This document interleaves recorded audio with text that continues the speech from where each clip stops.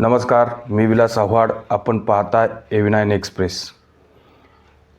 मित्रांनो, देशाची निवडणूक, लोकसभेची निवडणूक आणि त्यासंबंधी राजकीय पक्षांच्या जागा वाटप, कोणता पक्ष कुठं निवडणुका लढणारे, मग युत्या असतात, आघाड्या असतात.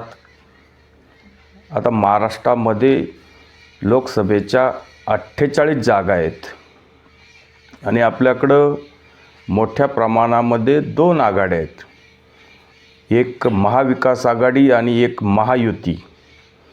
आता या महायुतीच्या घटक दलांमधले पक्ष कोण कुठे जागा लढणारे हे बरंचसं जवळजवळ आता घोषित झालं आहे आणि महाविकास आघाडीचं पण बऱ्याचशा प्रमाणामध्ये घोषित झाले.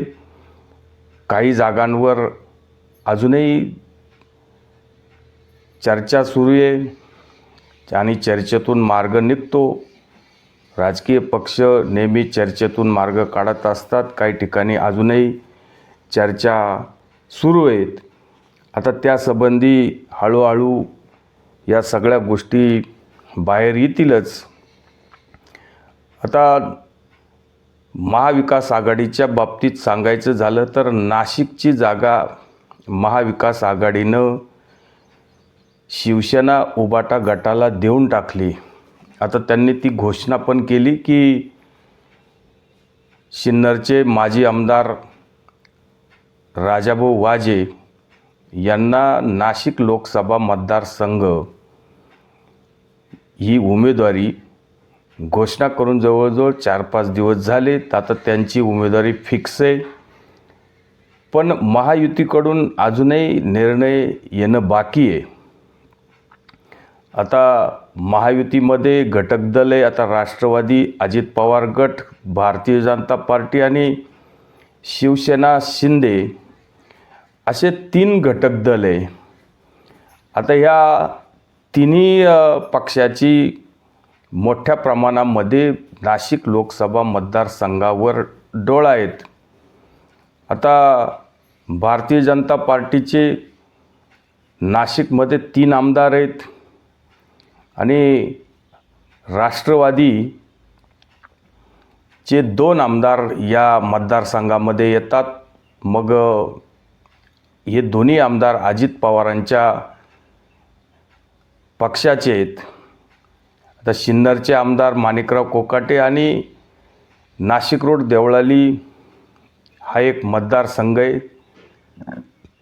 सरोज आहिरे ह्या पण अजित पवारांच्या राष्ट्रवादीच्या गटाच्या आहेत.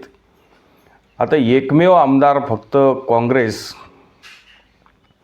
आता इगतपुरी आणि त्र्यंबकेश्वर, हिरामन खोसकर आणि अशा प्रकारचं हे 6 तालुक्यांचं समीकरण. आता इथं राष्ट्रवादीची पण मागणी आणि भारतीय जनता पार्टीचं पण असं म्हणणं आहे की आम्हाला ही जागा सोडावी. राष्ट्रवादीची पण मागणी होतीच आहे.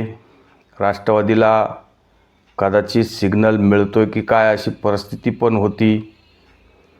आता समोर उमेदवार डिक्लेअर झाले, त्यांचा प्रचार पण सुरू झाला आहे आणि विद्यमान खासदार हेमंत गोडसे खरं तर हे 2014 आणि 2019मध्ये मोठ्या प्रमाणामध्ये नरेंद्र मोदींची लाट होती. ह्या लाटीमध्ये ते निवडून आले आणि जेव्हा शिवसेनेमध्ये फूट पडली त्यावेळेस नाशिकचे खासदार हेमंत गोडसे हे शिंदे गटाकडे गेले. शिंदेंकडं त्यांनी आपला कल दाखवला. त्यांनी उद्धव ठाकरेंना सोडून दिलं आणि एक शिंदेंवर निष्ठा म्हणून शिंदेंकडे थांबल्या. आता शिंदेंनी पण त्यांना काहीतरी शब्द दिलेला असावा. आता प्रत्येक वेळेस ज्या वेळेस एखाद्या पक्षातून दुसऱ्या पक्षात एखादी व्यक्ती येत असते त्यावेळेस कुठंतरी एकमेकांना विश्वास दिलेला असतो किंवा त्यावेळेस एकनाथ शिंदेंना सुद्धा प्रत्येक आमदार झालं, खासदार झालं, हा अतिशय महत्त्वाचा होता. प्रत्येक खासदार आमदार हा अतिशय मौल्यवान होता आणि प्रत्येकाला त्यावेळेस शिंदेंनी सुरक्षित केलेलं आहे. प्रत्येकाला सांगितलं की तुमच्या जागांच्या बाबतीत कुठलाही एक्सक्यूज होणार नाही, तुम्हाला परत रिपीट केलं जाईल, सत्ता येईल नाही येईल पण माझ्याकडून तुम्हाला तिकीट मिळेल, अशा प्रकारचे शब्द पण एकनाथ शिंदेंनी या लोकांना दिलेले. आता वास्तविक पाहता नाशिकची जागा घोषणा व्हायला काय हरकत नव्हती, पण आता नाशिक हे जे काही लोकसभा मतदारसंघ आहे, अतिशय प्रभावशाली लोकसभा मतदारसंघ आहे आणि इथं मोठ्या प्रमाणामध्ये राजकारणी आणि नाशिकचा एक राजकारणावर ठसा, या सगळ्या दृष्टिकोनातून पाहिलं तर आता आपल्याला असं वाटत होतं की हेमंत गोडसेंचं तिकीट फायनल होईल.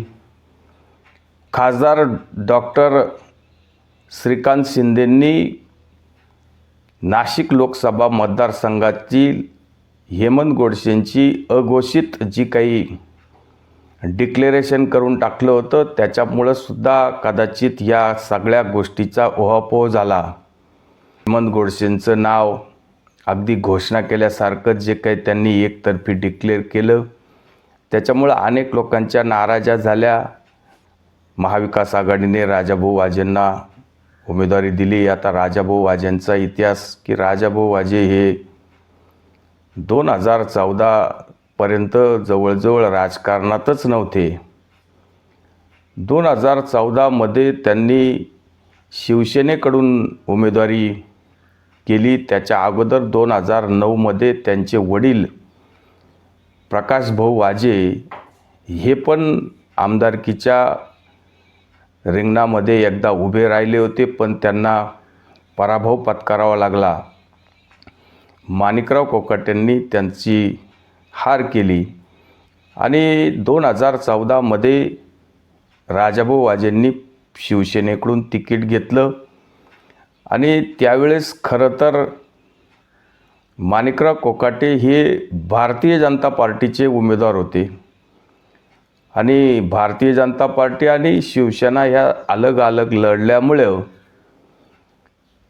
माणिकराव कोकाटेंचा त्यावेळेस पराभव झाला. राजाभाऊ निवडून आले.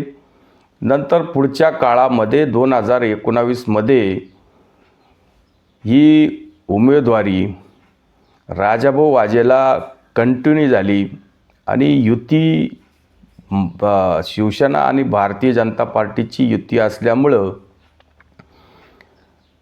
भारतीय जनता पार्टीला ही जागा मिळाली नाही, शिवसेनेला मिळाली आणि मग शिवसेने राजाभाऊला सिन्नरची जागा सोडली. पण माणिकराव कोकाटेंनी राष्ट्रवादीमध्ये प्रवेश करून आमदारकी मिळवलीच आणि 2019मध्ये राजाभाऊ वाजेंचा पराभव झाला. अशा प्रकारचं हे सगळं गणित आहे. आता राजाभाऊ वाजेंचा इतिहास, राजाभाऊ वाजेंचं घराणं, सिन्नर तालुक्यामध्ये वाजे घराणं हे सर्वाधिक राजकीय घराणं म्हणून ओळखलं जातं. आता यांचे आजोबा शंकरराव वाजे हे सुद्धा 1962 ते 1967मध्ये सिन्नरचे आमदार होते. आता यांच्या आजी या जवळजवळ महाराष्ट्रात पहिल्या नगराध्यक्ष मथुराबाई वाजे म्हणून, तेव्हा राजकीय घराणं ते होतेच. आता त्यांची रुक्मिणीताई वाजे या पण सिन्नरच्या आमदार होऊन गेलेल्या आणि फक्त वडिलांना आपल्या राजकीय वारसा असतानासुद्धा त्यांना सिन्नरच्या कुठल्या पदावर येता आलं नाही किंवा विधानसभा किंवा दुसरी कुठलीही मोठी निवडणूक अशी काही त्यांना जिंकता आली नाही. अर्थात नंतरच्या काळामध्ये मोठ्या प्रमाणामध्ये काँग्रेस आणि राष्ट्रवादी याच पक्षाचं राजकारण या वाजे घराण्यांनी केलेलं आपण पाहिलं. पण जेव्हा प्रकाश वाजेंना उमेदवारी घ्यायची होती ती शिवसेनेची घेतली. म्हणजे कधीच शिवसेनेबरोबर गेले नाही किंवा शिवसेनेला कधी यांनी मतही दिले नाही. शिवसेनेच्या विचाराबरोबर कधी यांचा ताळमेळ बसला नाही, पण बाकी उमेदवारी शिवसेनेची घेतली. हे थोडंसं त्यावेळेस सिन्नरच्या राजकीय या सगळ्या गोष्टीला वेगळं एक वळण देण्यासारखं होतं. पण परिस्थिती वेगळी असते, निवडणूक वेगळी असते, मागचा भूतकाळ सगळं लोक विसरून जातात. पण एक या सगळ्या गोष्टीमध्ये प्रकाश वाजेंना ह्या सगळ्या गोष्टी शक्य झाल्या नाही. त्यांचे काही राजकीय स्टेटमेंट असतील, राजकीय वादग्रस्त सिन्नरच्या विधानसभेमध्ये किंवा लोकांच्या भाषणांच्या ओघामध्ये किंवा कुठल्या तरी सभेच्या याच्यामध्ये वादग्रस्त विधानं, ह्या सगळ्या गोष्टी फायदा तोटा ह्या सगळ्या गोष्टी होत असतात. आणि आता हेमंत गोडसेंच्या बाबतीत किंवा छगन भुजबळांच्या बाबतीत, आता छगन भुजबळांची पण उमेदवारी इथं जवळ मागच्या वेळेस होती. छगन भुजबळ पण पराभूत झालेले हेमंत गोडसेंकडून. त्याच्या अगोदर समीर भुजबळ इथं पराभूत झालेले. आता यांना पण तिथं अपेक्षा आहे की आपण या नाशिक लोकसभा मतदारसंघामध्ये परत आपण विचार करावा म्हणून. पण ही जागा पारंपरिक आता जवळजवळ 10 वर्षापासून युतीचीच, पण ती शिवसेनेला आहे. आणि आता विद्यमान खासदार हेमंत गोडसे असल्यामुळं त्यांना ती जागा देणं जवळजवळ क्रमप्राप्त आहे. पण एकंदरीत या मध्यंतरीच्या काळामध्ये भारतीय जनता पार्टीचे काही लोक नाराज होते. भुजबळांची अपेक्षा होती आणि आजही नाशिकची जागा डिक्लेअर झाली नाही, कुठला उमेदवार फिक्स झाला नाही. ज्या काही 7-8 जागा आहे, मग मुंबईच्या 2 जागा असतील, नाशिक आहे, पालघर आहे, ठाणे, हातकंगले, या सगळ्या काही ज्या जागा आहेत त्या अजून डिक्लेअर व्हायच्या आहे. संभाजीनगर आहे, त्याच्यामध्ये नाशिक पण अजून घोषित झालं नाही. आणि एक प्रकारे हेमंत गोडसेंना एकनाथ शिंदेंनी 2 वेळा भेटल्यावर एक सिग्नल दिलाय की काय, म्हणून हेमंत गोडसे आपल्या प्रचाराला लागले. त्यांना ते म्हणतात की मला एकनाथ शिंदेंनी किंवा मुख्यमंत्र्यांनी प्रचाराला लागायला सांगितलं आहे, मग ते प्रचार करतात ते. आणि भुजबळांचा असं म्हणणं आहे की मी खूप काही नाशिकच्या जागेसाठी काही आग्रह धरला नाही, पण मला केंद्राने किंवा वरिष्ठांनी तशी विचारणा केली आणि मग केंद्राने जर त्यांना वेगळा काही सिग्नल दिला असेल, कारण मध्ये जे 4-6 महिने आपल्याकडं मराठा आंदोलन, मराठा समाजाच्या बाबतीत जे काही आरक्षणाच्या बाबतीत जे काही आंदोलन चालू होतं आणि जरांगे पाटील आणि छगन भुजबळ यांचा जो काही शाब्दिक वाद आणि शाब्दिक चकमकी व्हायच्या आणि त्यामधून ज्या काही गोष्टी मराठा ओबीसी वाद निर्माण झाला, त्यामध्ये मोठ्या प्रमाणामध्ये जरांगेंनी छगन भुजबळांना टार्गेट करण्यात केलं. आणि छगन भुजबळांनी पण या सगळ्या गोष्टीची अतिशय मोठ्या प्रमाणामध्ये ओबीसी समाजाला जागरूक करण्यामध्ये त्यांचा एक रोल आहे. आणि मग कोणीच पंगा घेत नव्हतं जरांगे पाटलांबरोबर, पण छगन भुजबळांनी राज्यभर ओबीसींच्या ज्या काही सभा घेतल्या आणि ओबीसींना जागृत केलं. खरं तर छगन भुजबळ हे मराठा समाजाच्या विरोधात नाही. त्यांचं असं म्हणणं होतं की फक्त ओबीसीच्या आरक्षणाला धक्का न लागता मराठा समाजाला स्वतंत्र असं आरक्षण मिळावं. पण जरांगे पाटलांनी अगदी छगन भुजबळांना सुद्धा सोडलं नाही, देवेंद्र फडणवीसांना सोडलं नाही. त्यामुळं एक ओबीसींची मदत म्हणा किंवा ओबीसींचा आवाज म्हणा छगन भुजबळ झाले या गोष्टीचं सर्टिफिकेट भुजबळांना नक्कीच आहे. त्याचं पारितोषिक जर म्हणून जर काही भुजबळांचा विचार झाला तर त्यांना ती उमेदवारी मिळू शकते. पण नाशिक लोकसभा मतदारसंघामध्ये मोठ्या प्रमाणामध्ये मराठा समाजाचं मतदान असल्यामुळं भुजबळांना लोक किती मदत करतील, इथं ओबीसी किती आहेत, मराठा समाजाचं मतदान किती आहे, आता धनगर मतदान आहे, वंजारी समाजाचं मतदान आहे किंवा ओबीसी आहेत, आदिवासी आहेत, अल्पसंख्याक आहे, ह्या सगळ्या गोष्टीचा विचार केला तर तशी भुजबळांना ही निवडणूक सोपी नाही. कारण काही लोक आजही भुजबळांच्या बाबतीत निगेटिव्ह विचार करतात. ते जरांगे पाटलांचा आजही फोकस या मतदारसंघावर थोड्याफार प्रमाणामध्ये आहे. त्याच्यामुळं ही जागा तशी पाहिली तर हेमंत गोडसेंना पण एक टक्कर म्हणून होईलच, पण राजाभाऊ वाजेसुद्धा चांगली टक्कर इथं देऊ शकतात. एकंदरीत स्वभाव पाहिला, त्यांचा स्वभाव पण चांगला आहे, कामाची पद्धत पण चांगली आहे. किंवा हेमंत गोडसेंनी ह्या 10 वर्षामध्ये सुद्धा नाशिक लोकसभा मतदारसंघामध्ये अनेक असे कामं केलेले, कोणाला तसं फार काही नाराज केलेलं नाही. आणि दोन्ही लोक हेमंत गोडसे झालं किंवा राजाभाऊ वाजे झाले, हे दोन्ही मराठा समाजाचे असल्यामुळं इथं फार काही जातीयवाद होईल असं काही वाटत नाही. त्यामुळं आज आपण लगेच काही सांगू शकत नाही की इथं कोण निवडून येईल की कोण नाही येणार. पण दोन्ही उमेदवार हे तुल्यबळ आहेत. जर हेमंत गोडसेंना शिंदेंची उमेदवारी किंवा शिवसेना शिंदेंची उमेदवारी मिळाली, आता राजाभाऊंना तर उबाटाची उमेदवारी आहेच आहे, आणि हेमंत गोडसेंच्या पाठीमागे भारतीय जनता पार्टी आणि राष्ट्रवादी छगन भुजबळ यांनी चांगली जोरदार मदत केली तर परिस्थिती राजाभाऊंसाठी अवघडही होऊ शकते.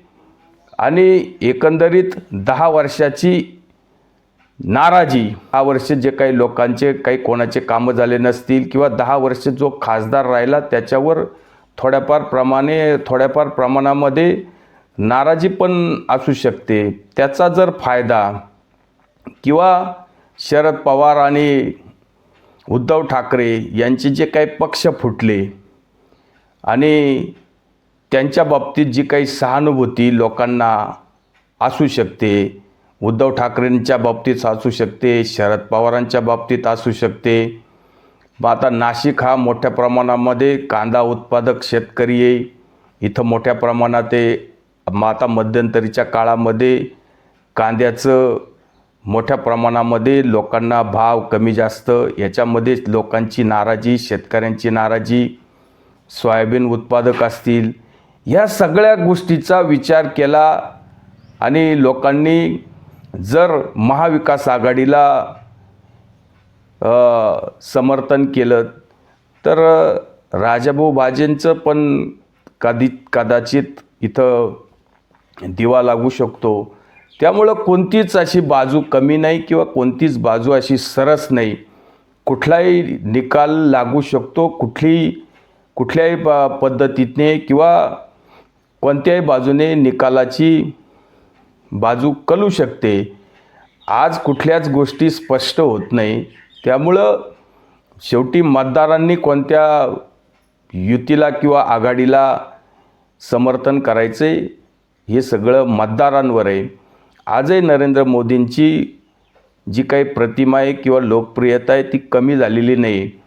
राजकीय गोष्टी काही असतील, विधानसभेच्या काही गोष्टी असतील, आमदारकीच्या काही गोष्टी असतील, पण लोकसभेच्या या सगळ्या गोष्टींवर लोक विचार करतात आणि देशाचा पंतप्रधान कोण करायचा, तर लोक नरेंद्र मोदींच्या बाबतीत विचार करतात. राहुल गांधींचा लोक दूरदूरपर्यंत विचार करत नाही. आजही लोक नरेंद्र मोदी पंतप्रधान म्हणून एक लोक सिक्युअर्ड असतात आणि लोकांना असं वाटतं की नरेंद्र मोदी देशाचे पंतप्रधान आहे, देश सुरक्षित हातात आहे. त्यामुळं लोकसभेच्या निवडणुकीमध्ये लोक विचारच करत नाही आणि त्याचा फायदा नक्कीच जे काही NDAचे घटक दल आहे, मग कुठल्याही पक्षाचे असो, त्यांना होताना दिसतो. हेच यातून आपल्याला स्पष्ट करायचं. येणाऱ्या काळामध्ये अनेक गोष्टी होतील, कमी होतील, जास्त होतील. या सगळ्या गोष्टींवर आपण वेळोवेळी भाष्य करत राहूच. तुर्तच थांबतो. व्हिडिओ आवडला असेल तर लाईक करा, शेअर करा. धन्यवाद.